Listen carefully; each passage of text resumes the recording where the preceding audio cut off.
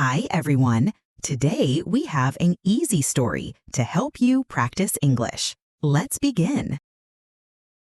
Whiskers was a fluffy orange tabby cat. He was a little bit round because he loved snacks. He had big green eyes and a small pink nose. His favorite thing in the world was napping in sunbeams. His human, a kind young woman named Mia, loved him very much. Mia had short, curly brown hair and always wore colorful sweaters. Whiskers thought his life was perfect: naps, food, and Mia's gentle scratches behind his ears. He didn't think he was a hero, he just thought he was a very comfortable cat. One sunny afternoon, Whiskers was enjoying his nap. Suddenly, he heard a strange noise. Buzz, buzz, whir. Whiskers' ears twitched. His eyes popped open.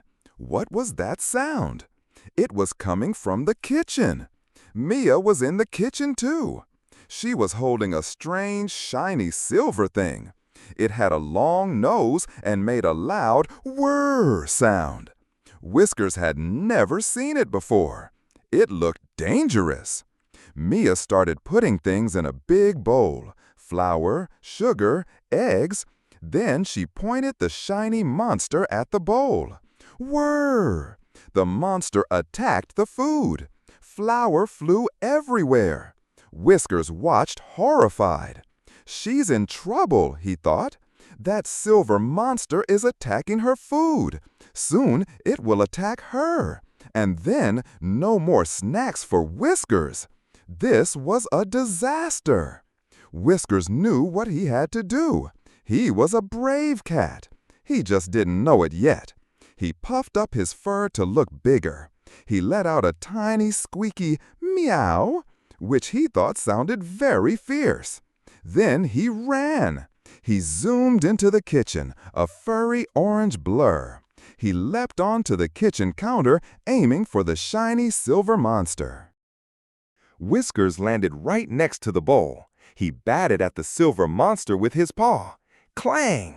The monster, the hand mixer, fell out of Mia's hand and into the bowl of sticky batter with a sploosh.